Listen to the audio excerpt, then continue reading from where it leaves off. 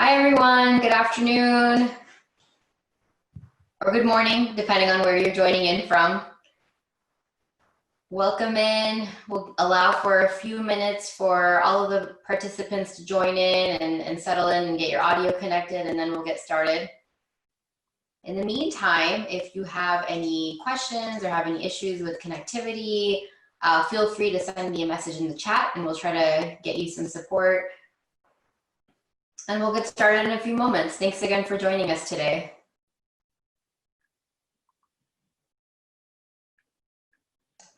I see some familiar names. It's so nice to have you all here. If you're just joining us, give us just a few moments to let a few other participants join in live.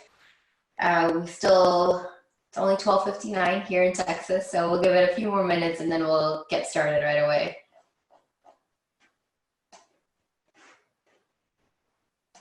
If you are just popping in, hi, welcome. It's nice to have you here. Casey and I will get started in just a few moments. We're going to allow maybe another minute or so, Casey, to let a few more folks come on in. So in the meantime, hang tight. We'll get started shortly. If you have any issues with connectivity or audio, feel free to send us a message in the chat and we'll help you there.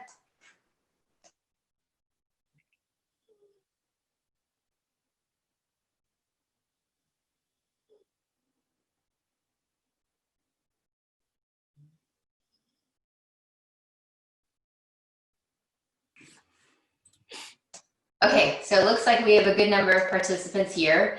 Again, everyone, good afternoon or good morning, depending on where you're joining us from. My name is Sana Megani, and I am joined by my colleague, Casey, and we are both at Trellis Company here in Round Rock, Texas.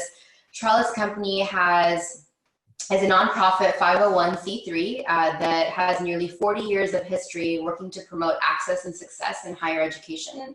The Community Investment Division serves students, institutions, and policymakers with the goal to promote post-secondary success. So with that, I'm going to introduce our guest speaker today for our webinar. Casey is a senior research analyst for Trellis Research. He earned his master's degree in public affairs from the LBJ School at the University of Texas, Austin in 2013 and has been working for Trellis Research since. He grew up in Central Texas and is dedicated to increasing the educational opportunities and attainment of traditionally underserved populations through data-driven policies and best practices. Casey is a project lead for the Trellis Student Financial Wellness Survey, a project designed to provide insight into the financial challenges facing students in higher education and how they relate to academic success. And that's what we'll be talking about today. But before I hand it over to Casey, just a few announcements. Before you, if you have to head out from the webinar early, I just ask that you fill out the survey. So as soon as you click out from the Zoom room, a survey will pop up. We'd really appreciate if you can leave your feedback and comments for us. All participants will be muted, but the webinar is recorded. So we'll have the recording available to you all shortly after the webinar takes place. If you have any questions, feel free to send them to us in the chat feature at within the Zoom window, or you can use the Q&A feature. We'll stop about halfway through and take questions, and then we'll take some more questions and have discussion at the end. And if you need anything else, I'll be here, so feel free to send me a chat. And with that, Casey, the floor is all yours. Thank you so much. Hi, everyone. Thank you so much for joining us. I'm excited to be here and talk to you about a lot of issues around student financial wellness. This presentation, I want to give you a little idea of what we're going to talk about for the next 40 minutes or so. We'll start giving you a little background around Trellis Research and the Student Financial Wellness Survey itself. I'm going to give a little context around college affordability using some external sources and some of the findings from the Wellness Survey. I want to talk a little bit about how students support family financially while in college, and then go into how students are paying for college. After that, I want to give a little bit of information from the survey that we learned about student finances and their wellness in that regard, basic needs security, the student perceptions of their institution, and then finally give a little best practices about what institutions are doing to support this survey. So action-packed agenda today, so thank you so much for joining. Trellis Research is a team at Trellis Company, and we've done a lot of work over the years on things like student loan research and understanding the connection between student finances and student success. We've done work on entrance and exit loan counseling, a lot of publications around that. And we invite you to go look at those publications at the website that is on your screen now. But the best way to follow us and what we're doing is to follow us on Twitter at Trellis Research. So please follow us there, and please complete the survey when we're done with this presentation so we can get some feedback from you all. So the primary source we're going to talk about is Trellis's Student Financial Wellness Survey. This is a project we started 3 years ago, and the idea was we wanted to provide a survey to institutions free of charge that would allow them to learn more about the finances of their students, the barriers to student success, and just really a breadth of information about how students pay for college, how they work while in college, how they support family. We've grown a lot over the last years, and this implementation we're going to talk about today, in the fall 2019 semester, we had 78 institutions across 20 states. We had about 490,000 students that we surveyed. We got responses from about 39,000. It's about an 8% response rate overall, and the survey only took about 13 minutes for students to complete. I'll talk a little bit more at the end, but I just want you to know the survey is free for all institutions to use, and we're currently signing up schools for the fall 2020 implementation. So if you're interested, please reach out to me, and we would love to have you in the survey. So I'd like to start the survey by talking a little bit about college affordability. And one way to measure college affordability or think about how students can afford college is to think about unmet need. And what unmet need is it's all the expenses that a college student has to come up with and pay after their expected family contribution, and after sources that don't need to be repaid, like grants, scholarships, work study, etc. Some of the calculations of unmet need include student loans and some don't. So for a calculation that doesn't include student loans, just includes all money that doesn't have to be repaid, CLASP found that 3 out of 4 students had unmet need, and it was an average of $4,900 a year at a public 2-year institution, a community college, and it was an average of $9,100 or so at a public 4-year institution.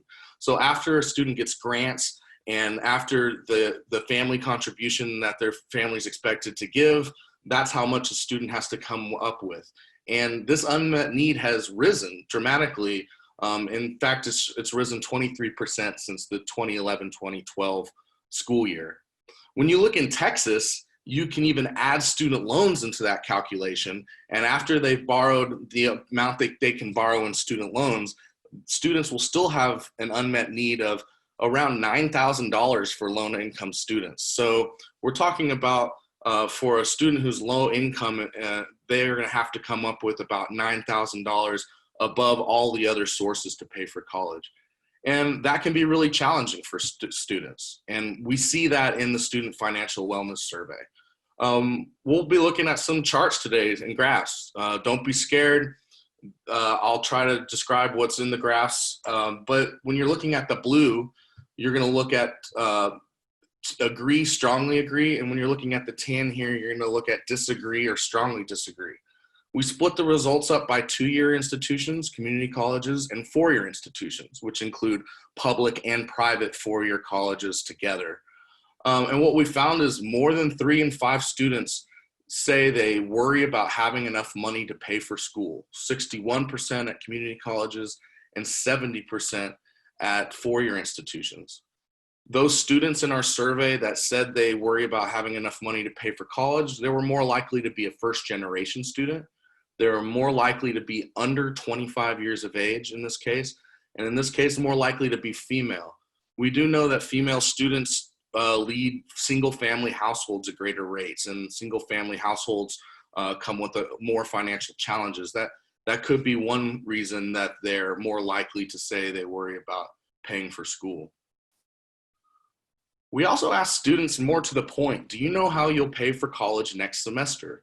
And here, almost a quarter, almost 1 in 4 students at 2-year institutions and 1 in 4 students at 4-year institutions say they do not know how they'll pay for college next semester. These students were more likely to be first-generation students and more likely to be female. So in this context, you can understand that students are very concerned about being able to afford college. And it's important now to kind of reset our understanding of what a college student right now is. And one thing we find in the Student Financial Wellness Survey is students are supporting family financially while in college. So this idea of a student that goes from high school to college, that is not the traditional college student anymore. College students are more likely to be older. They're more likely to go in and out of college. They're more likely to be working, and they're more likely to be supporting family.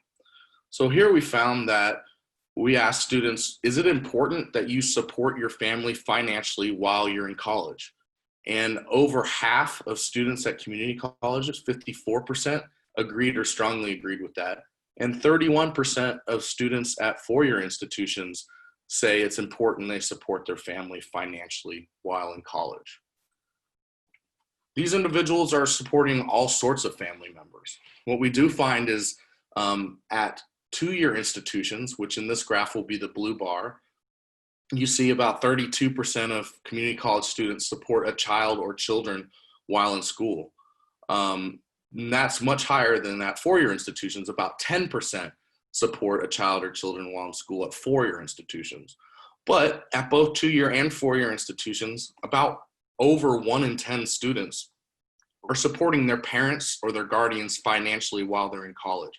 So it's not always as simple as the calculation we understand about expected family contribution, where there's if there's a certain amount of money a student makes, or that parents make, they're expected to provide some sort of funding for this college student.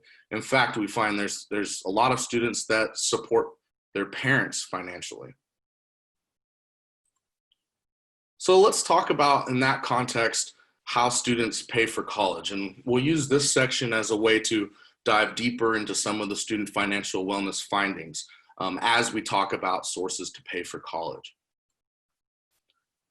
So this is a chart we'll come back to a couple times, and there's a lot on it. The blue bar is going to be 2-year institutions. The tan bar is going to be 4-year institutions. And what we have is a variety of sources that students use to pay for college. And we ask students, do you use any of these sources to pay for college? And the main thing that I take away from this when I look at it is these sources are very broad. There's lots of ways that students are piecing together to pay for college. And this is different than 40, 50 years ago, where you could pay for college by having a grant, working while in college, and maybe you take out a student loan, and that would cover your costs. But because the costs of college have grown so much, students do have to look other sources and piece together other sources in order to pay for college. And we see that here. So let's talk about work. What we found is about 3 in 5 students work, and they use that work to pay for college. When you ask broadly, do you work while you're in college, you get about 75% of community college students work while they're in school, and about 69% of 4-year students work while they're in school. This question asks, do you use that work to pay for college? And here we have 61% at 2-year institutions and 59% at 4-year institutions use their work to pay for college. So let's dig down a little bit and see some of the questions about working while in college. So we asked students in the school year, and these are all respondents who say that they work for pay, about how many hours do you spend in a typical 7-day work week working? And we found that respondents at 2-year institutions were more likely to report that they work 40 or more hours while attending college. So 39% of community college respondents said they work 40 or more hours, and that's compared to 19% at 4-year institutions. When you look at students that work less than 20 hours, that's flipped. So about 40% of workers at four-year institutions are working less than 20 hours a week. Only 21% of community college students are working less than 20 hours a week. So for many students, they're working a full-time job or more while attending school. A kind of interesting question we wanted to ask students is, do you consider yourself a student who works or a worker that goes to school? And this is of all respondents who say they work for pay. And what we found is that respondents at four-year institutions are more likely to say that they are a student first and a worker second. So 79% of students at four-year institutions say that they are a student first and a worker second. That's very different than at community colleges, where you see 54% consider themselves a student first and a worker second, but almost half consider themselves a worker first and a student second. Another way students use to pay for college is student loans. And so we asked students, do you take a student loan out for yourself? And we asked, was there a student loan that your parent took out on your behalf? We find that over half of students at four-year institutions, 57%, had a student loan they took out for themselves. And that's compared to 35% of community college students who took that student loan out. When you look at parent borrowing, it's much, much higher at four-year institutions. Only 5% of community college students said their parent took out a student loan on their behalf, where 24% of four-year respondents said a parent took a loan out on their behalf. When we dive into asking some follow-up questions on student loans, there's some interesting findings. So anyone who said they took a student loan out for themselves, we ask some follow-up questions. In this case, we say, how confident are you that you're going to be able to pay off your student debt that you acquired while you were a student? We found that over 70% at two-year institutions and four-year institutions said that they are less than confident that they're going to be able to pay off the debt acquired while they were a student. And this is pretty troubling. That's a large number of students who are not having a lot of confidence they're going to pay off their debt. And research shows that students tend to overestimate the amount of money they're going to make after they graduate. So these students are probably overestimating the amount of money they'll make after school, and still 70% plus are saying, we're not confident I can pay off this debt. We also asked those student loan borrowers, do you have more student loan debt than you expected to have at this point? And we found that 58% of community college students agreed or strongly agreed they have more debt than they expected to have at this point. And 62% at four-year institutions also say they have more student loan debt than they expected to have at this point. This is interesting when you also consider that research says that students tend to underestimate the amount of student loan debt they have at any point. So these students probably have more loan debt than they know, and they're still saying at high rates that they have more than they expected to have.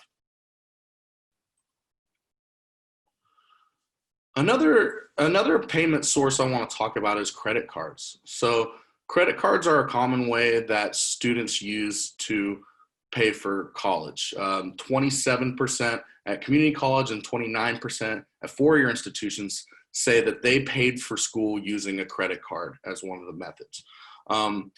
And for some students, that's probably perfectly fine. But for other students, it can be a risky source to pay for college. And this is why. The first is interest rates. The interest rates of credit cards can be high, much higher than a federal student loan. But more importantly, if a student doesn't pay back the amount that they borrowed on that credit card before the next semester, they're not going to have access to the same line of credit in order to pay for the next semester. So students can get themselves into trouble if they're unable to repay that credit card. So when you dig into folks that use credit cards, about half of all respondents in the survey said they borrowed on a credit card in the last year. If you remember the last slide, about 30% of them use that. 30% of all respondents use a credit card to pay for college. About half of all respondents use a credit card in general. When you ask credit card users how many times did you use a credit card for something you did not have money for, you see really high amounts of students that are doing that multiple times a year. So 2/3 of community college students said that they borrowed 3 or more times on a credit card for something they didn't have money for. And 54% at four-year institutions borrowed 3 or more times for something they didn't have money for. Another really interesting finding about credit card users, and this gets back to that point of being able to have access to that full line of credit the next time you're trying to use it to pay for school. We ask students, do you pay your credit card bill on time? And here, 77% at two-year institutions agreed or strongly agreed they always pay their bill on time. 81% at four-year institutions say they always pay their bill on time.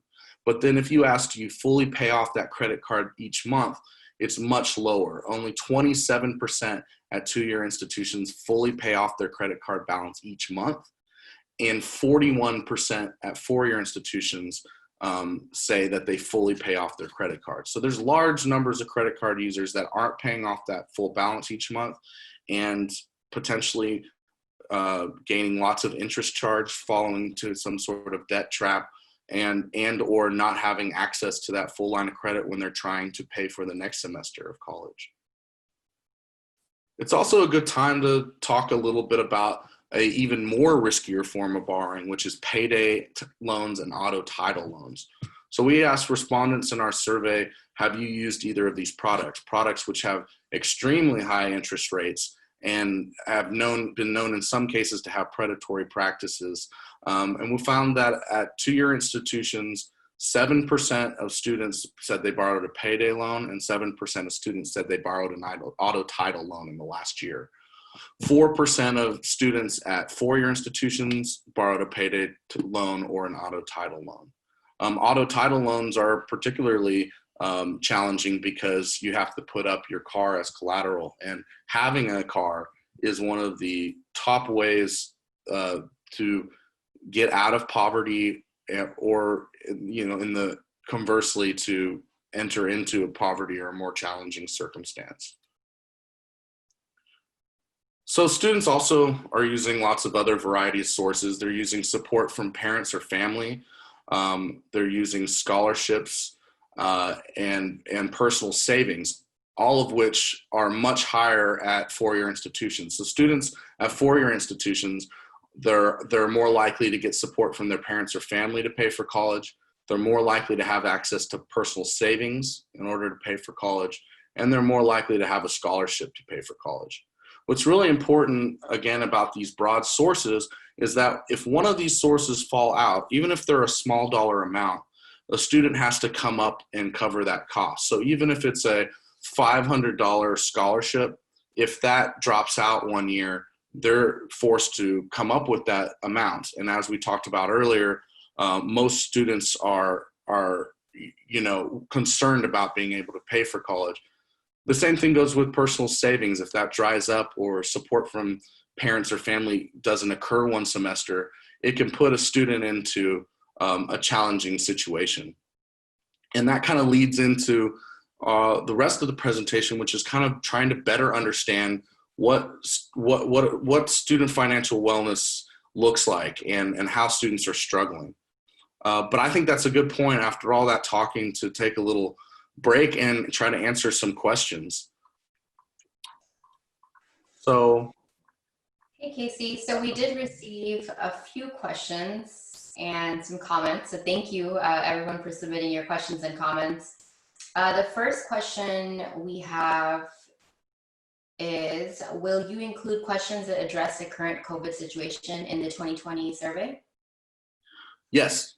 This year in the 2020 survey, we are adding a question set on COVID-19 and some of the effects of that. We're also going to add a question set on technology security, which kind of gets to remote learning and that transition to remote learning. So if students are home, do they have access to the reliable internet devices, programs that they need for school? But more than that, are they sharing that? Is that a reliable, access to that? So we are doing that. Okay. Yeah. Oh, go ahead. I was reading ahead. Sorry. You go ahead. No, that's okay. The next question is, why do you think so few four-year private colleges, universities have participated in last year's survey? Is that typical? Are there any ways to address that? Yeah, we're growing each year. We've grown faster in the community college sector for a couple of reasons. Number one, there's a really deep understanding at community colleges about the population they serve and the financial struggles they serve. So the institutions at two-year institutions are very motivated to learn more about it. They're also under-resourced at greater rates. So having access to a free service like the Student Financial Wellness Survey that produces high-quality reports for them to use is very attractive. For the four-year private colleges and universities that have participated have had a really good experience. And I think we'll see more growth over the next years in that sector. The other thing I'll point out is that resource thing. Four-year institutions do have access to their own internal institutional research. So sometimes there just is something they want to do in-house, and sometimes there's a lack of understanding about financial challenges. But I think we expect that to grow over the next year. Okay. There's a follow-up question to that, which is, do you have any sense of how representative respondents are of the population of college students? Sure. So at each institution, we present findings to institution with demographics of who completed the survey and compared to their student body, so that you can get an understanding if they seem to differ in key characteristics. We definitely find in all survey research, female students respond at higher rates. Females fill out and complete surveys at higher rates.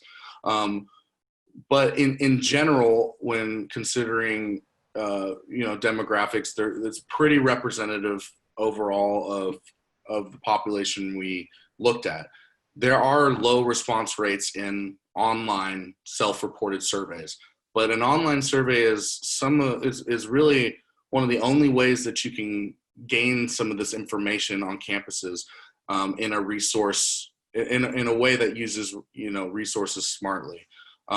So while there is a low response rate, when you look at these demographics, we feel confident it's representing the truth of what's happening on campus. You can take a look in our report, which is available online, and you can get more information about that. Mm-hmm.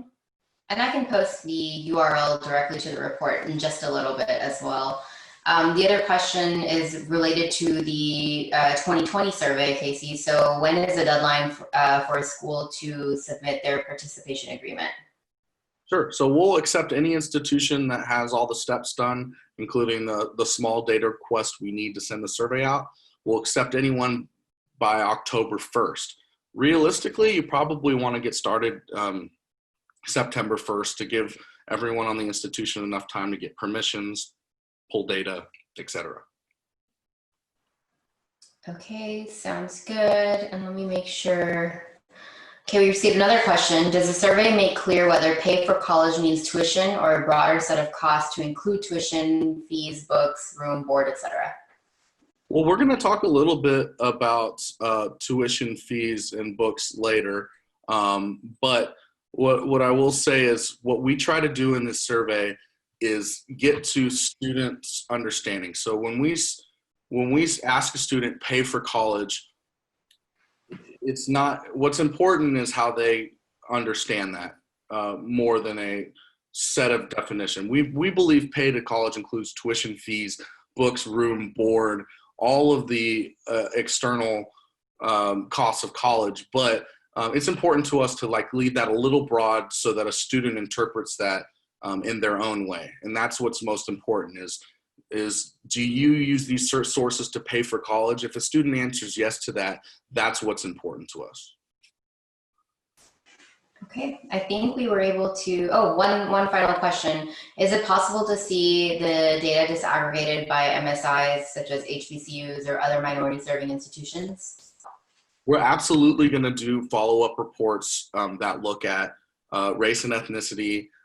We have plans to look at MSIs, HBCUs, depending on how big our our group of schools depends on whether we publish that publicly or not, because we want to make sure that those schools, are not identifiable if they don't want to be. So all of this information from the Student Financial Wellness Survey are schools to own. So when we do public reports, there has to be a critical mass. But we definitely are going to follow up with some reports on race and ethnicity. It's really interesting, and I think it's going to be important findings, but it's just in our main report, it would be a 1,000-page report. So we'll do some follow-up work. Okay, great. I think we were able to get all of the questions, Casey. We did receive a few questions about the recording. We will have the recording available, and we will send it out to everybody as soon as it's ready. I'll send out an email with the link and the slide deck. So I think we covered it all for now. And if we missed your question, I apologize, but I'll definitely scroll through the chat and make sure we get it at the end if I missed it now. Back to you, Casey. Awesome, thank you. Okay, so we talked a lot about college affordability, student supporting family, and we talked about the sources that students use to pay for college. And all of that I wanted to set up so that there's a context when we then look at student finances and understand that students are struggling financially, and that it isn't set in stone that they're going to be able to use these sources. And to reiterate that if one of these sources that they're talking about paying for college fall out, it's not easy for students to fill that hole in their funding. And the first thing to talk about is, do students worry about paying their current monthly expenses? So in blue is going to be students who agree or strongly agree that they worry about being able to pay their current monthly expenses. In tan, students that disagree or strongly disagree. So at both two-year institutions and four-year institutions, we've over half of students worry about paying their current monthly expenses. And when we ask students, would you be able to get $500 in cash or credit in order to meet an unexpected need within the next month, there are a lot of students that would not be able to get that $500. In fact, 61% at two-year institutions say they could not get $500 in an emergency. 57% at four-year institutions would not be able to get that money in an emergency. And this is really troubling, and gets to that point I talked about small dollar amounts derailing a student's ability to pay for college. So 4 new tires, boom, that could be something that is a amount of money that a student wouldn't be able to get, that could affect being able to enroll in school the next semester. And we did see those high amounts of students that, about a quarter, 1 in 4, that didn't know how they'll pay for college next semester. So when we look at students who say they would not be able to get $500 in an emergency, those students were more likely to be first-generation students. They were more likely to be enrolled full-time. They were more likely to worry about having enough money to pay for school. And these students were less likely to know how they'll pay for college the next semester. We asked students, how many times did you run out of money in the past year? And here we see large amounts of students are running out of money multiple times. So 53% of community college students run out of money 3 or more times. 44% of four-year institutions are running out of money 3 or more times. But even 5 or more times is a really high amount. So 1 out of 3 students said that they ran out of money 5 or more times in the last year. And 1 out of 4 students at four-year institutions said that they ran out of money 5 or more times in the last year.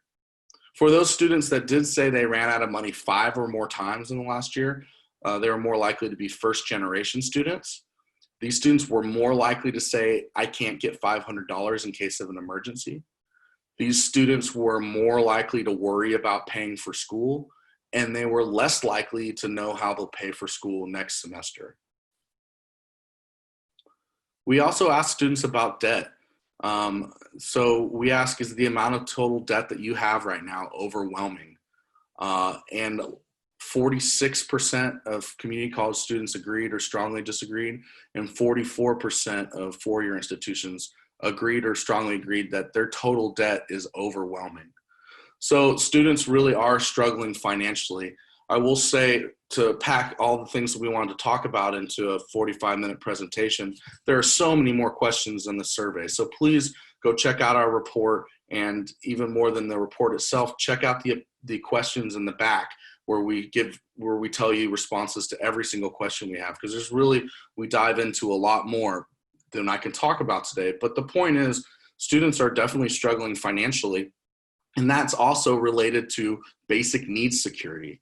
And what basic needs security is we're going to talk about food, housing, and homelessness. Are students struggling to meet nutritional food needs, their housing, and are they homeless? So we use the USDA food security scale. We use the 6-question scale. And what you're looking at here, there's a calculation, which please go look in our report to see the questions made up of that scale and to see how they're calculated. But basically, the blue is those who are categorized as low food security, and the tan is those who have very low food security. Very low food security is answering 5 or 6 of that 6-question scale in the affirmative. Low food security is answering 3 to 4. But basically, if you're food insecure, there's reports that you have reduced quality, variety, or desirability of diet, or a reduced food intake. So over half of students at both 2-year and 4-year institutions have low or very low food security. And the very low food security is pretty alarming: 28% at 2-year institutions and 30% at 4-year institutions. What we found is that students who had low or very low food security, they're more likely to be first generation and more likely to be female. They were also more likely to say, I would not be able to get $500 in cash or credit to meet an emergency.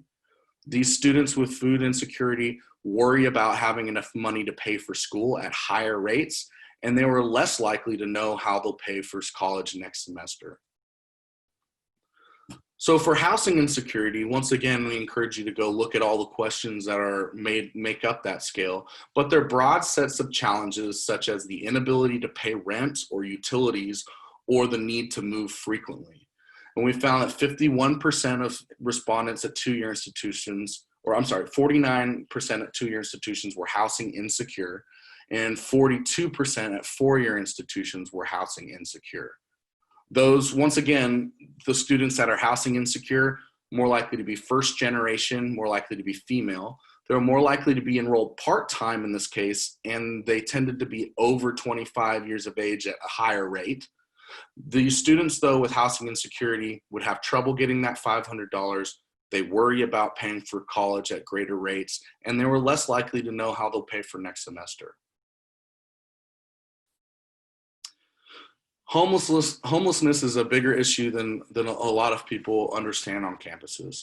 In fact, more than 1 in 10 students at both 2-year and 4-year institutions are experiencing homelessness. 15% at community colleges report homelessness within the last year or since they started college, and 13% at 4-year institutions.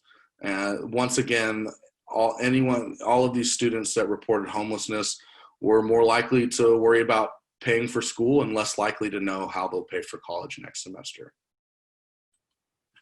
So with that, I want to transition a little bit into a question set and just start talking about institutions themselves. And after this section, we're going to talk about all the things that institutions do to support students. But I wanted to talk a little bit about the question sets around student perceptions of institutional support. And these are question sets where we ask students whether their school understands financial challenges, whether faculty does, whether their school works to make items more affordable. And to us, this really relates to a sense of belonging on campus.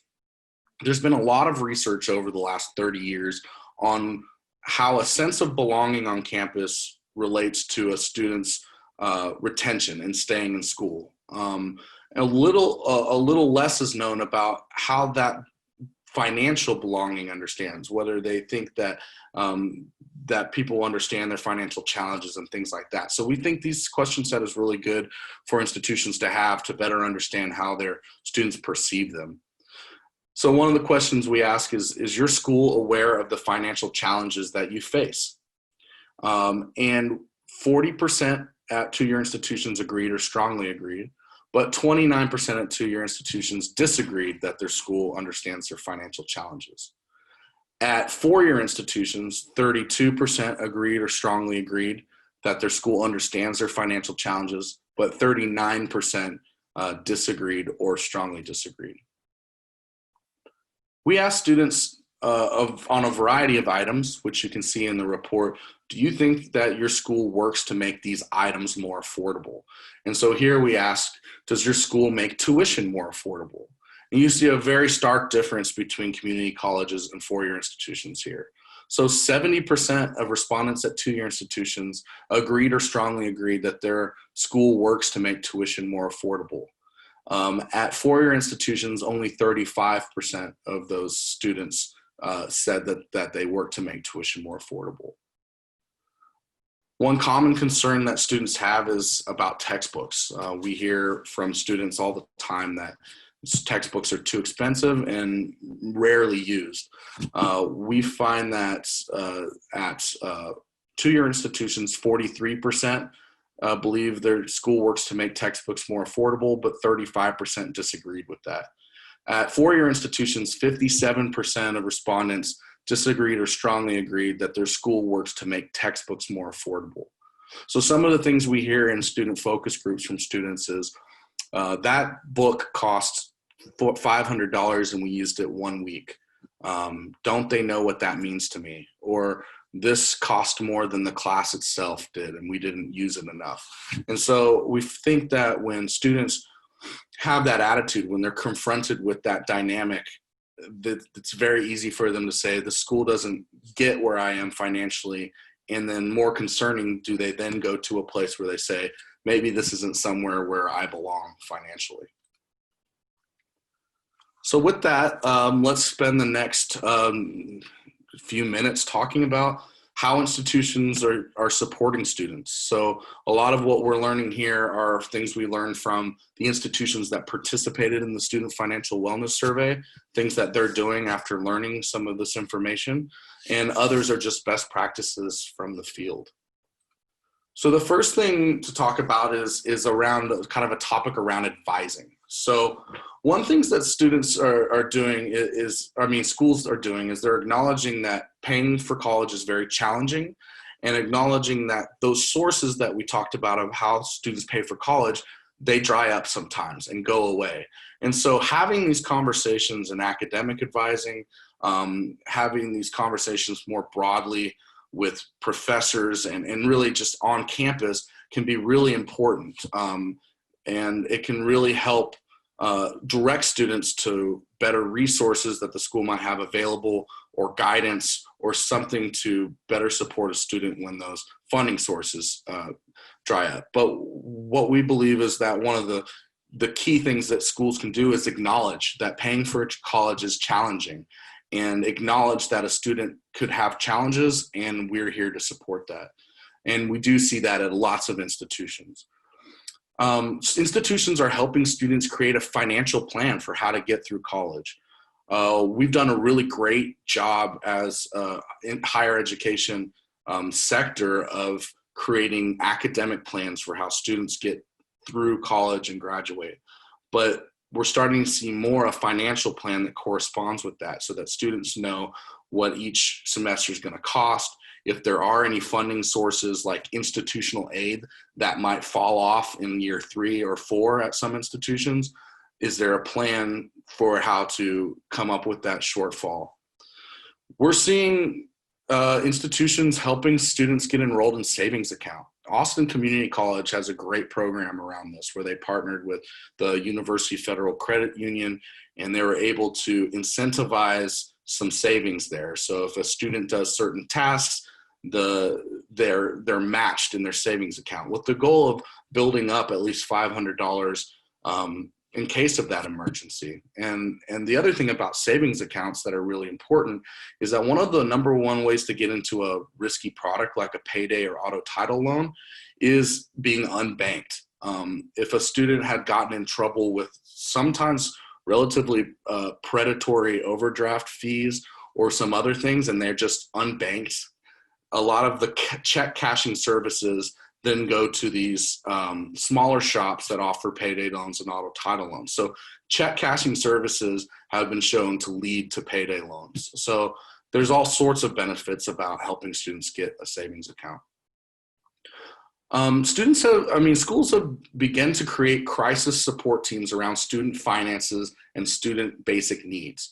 So these are modeled off of very successful work in higher education around mental health services, where there was multiple folks on campus who could ring an alarm if a student has a crisis. And then everyone comes together around the student with resources and support to help them. We're starting to see that with basic needs and security. So the academic advisor or the professor or someone may be the first line of defense to hear about a problem with homelessness or losing a job or being hungry or things like that, and then can bring together a large resources on campus to support that student. So let's talk about those kind of resources. So we just are seeing in general a lot of institutions working to support particularly basic needs in security with resources. So we're seeing food pantries, temporary housing, we're seeing transportation vouchers, assistance, and we're seeing a rise in emergency grant programs. And emergency grant programs is something where a small dollar amount can be covered by the institution. So it's usually best practice that a student makes an application. That application turns around really quick.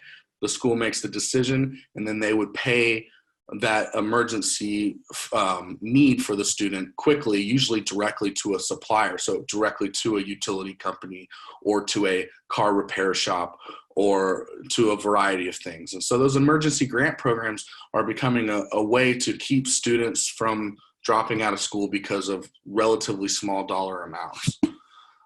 One really great thing that I think is such low-hanging fruit for campuses is to encourage their faculty to put the resources for their basic needs or their academic or their advising or financial education or whatever resources they're providing to students in a section on the syllabus, so that when a student reads the syllabus, one of the things they're looking at is, this is what we have to help you if you're in trouble, and acknowledging that it's a student first syllabus, acknowledging that we're here to help you and we're here to support you even if you have challenges.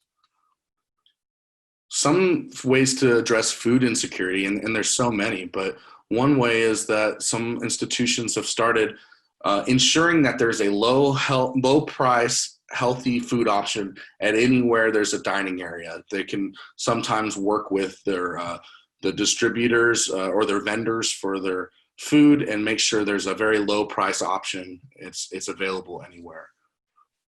I think in general, what we're finding in the research field from very reputable gold standard studies, and what I mean by that is double-blind comparison groups, gold standard research, is that when student services have a financial component, you definitely are seeing greater retention and greater success outcomes for students. One example is the ASAP program in the City Universities of New York.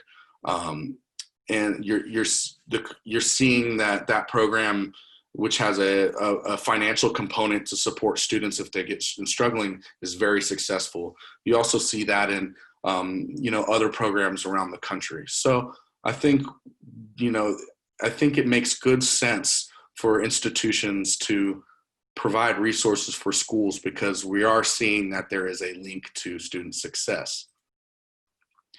Finally, I just want to talk a little bit about campus culture. So one thing students or schools are doing with the information they receive from the Student Financial Wellness Survey is they're training staff and faculty on these financial realities. So some institutions are very aware of the findings we talked about today.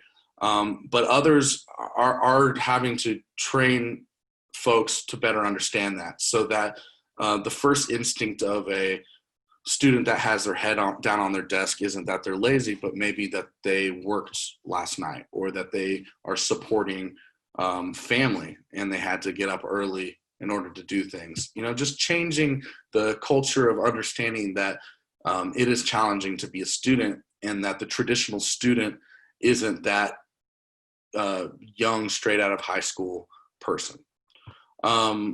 Schools are creating these better communication strategies so that they're providing more realistic costs of education estimates. So beyond student and fees, how much is it going to take to live, to eat, to buy textbooks, some of these other costs of college that are sometimes not put in there into the calculations. The other things is that institutions come up with a cost of attendance calculation, and sometimes that cost of attendance calculation is based off of some surveying of students, in which maybe a student says, oh, my rent is $500. Well, if their rent is $500, maybe the next question should be, how many people are you living with? How secure is this place? How safe is this place?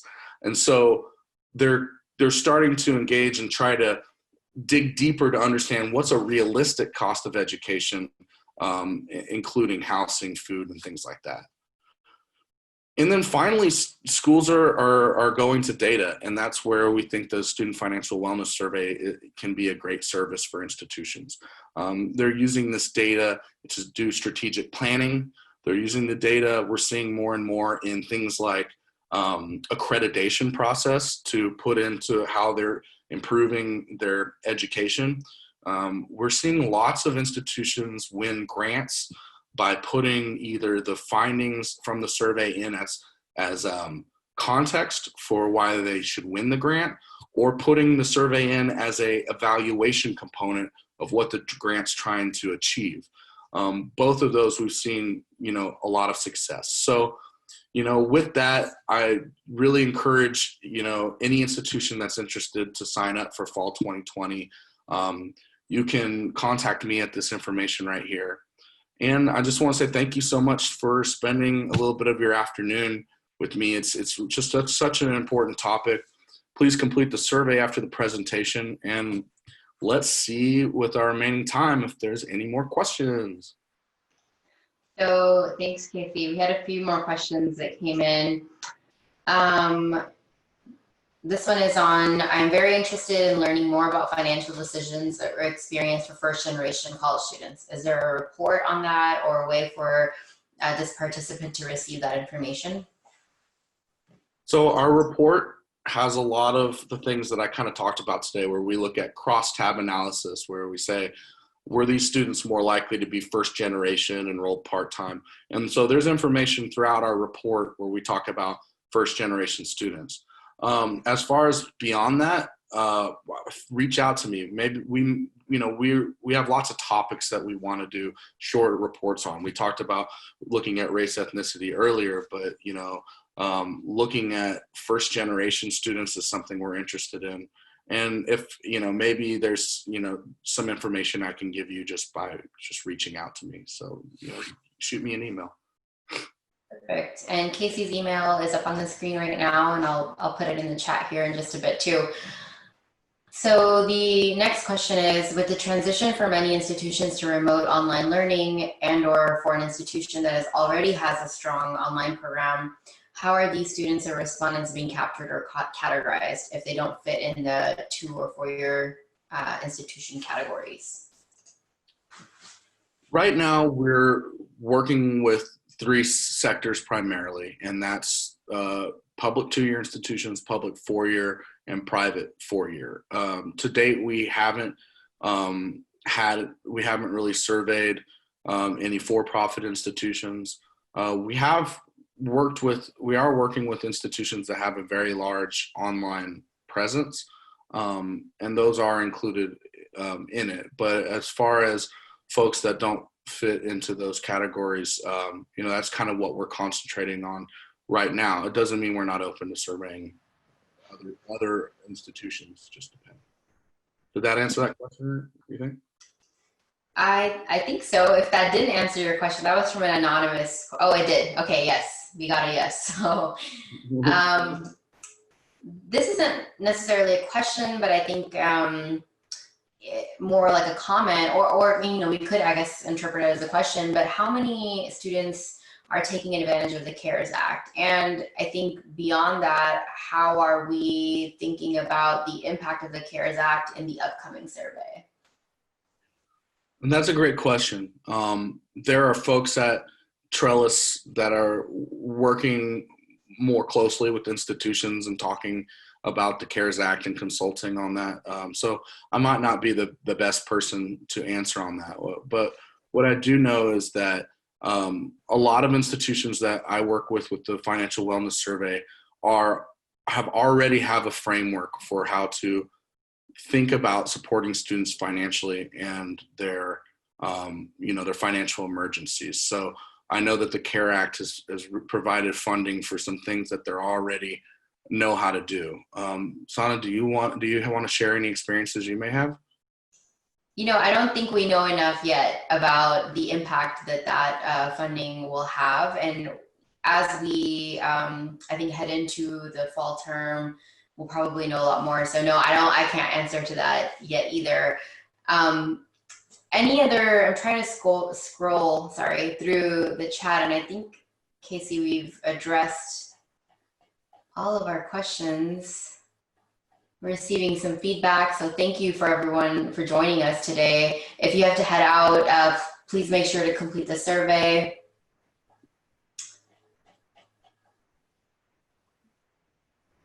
We did receive another question about, did students report on supporting their family members financially versus getting financial support from their families? I think you covered this in a previous slide. Yeah, I think that we found, so students say they're supporting parents and or guardians, about over 1 in 10 students. So I think it's like 15% at community college are supporting parents financially, 12% at four-year institutions.